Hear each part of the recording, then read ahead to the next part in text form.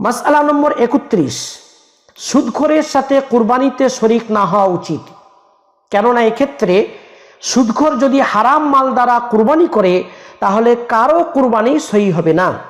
মাসআলা নম্বর 32, কুরবানির পশু জবাই করার জন্য পারিশ্রমিক নেওয়া জায়েজ আছে, তবে এক্ষেত্রে অবশ্যই মনে রাখতে হবে পশু জবাই করার আগে পারিশ্রমিকের পরিমাণ সুনির্দিষ্ট করতে হবে।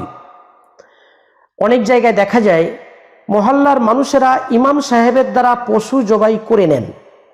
ইমাম সাহেব জানেন আমি পারিশ্রমিক নিয়ে জবাই করছি, মহল্লার মানুষেরাও জানেন যে আমরা পারিশ্রমিক দিয়ে জবাই করে নিচ্ছি, কিন্তু পারিশ্রমিক কত কেউ জানে না।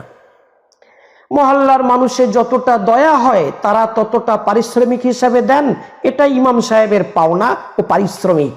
মনে রাখা দরকার এ তরিকাটা অবৈধ।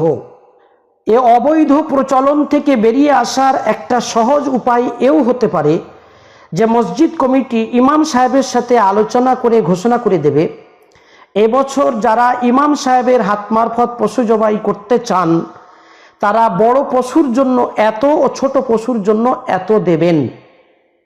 মনে রাখা দরকার পশু জবাই করার আগে এভাবে জবাইয়ের পারিশ্রমিক সুনির্দিষ্টভাবে নির্ধারণ করা জরুরি, অন্যথায় পশু জবাই করার এ পদ্ধতিটি হবে অবৈধ। হ্যাঁ, কুরবানি জায়েজ হয়ে যাবে।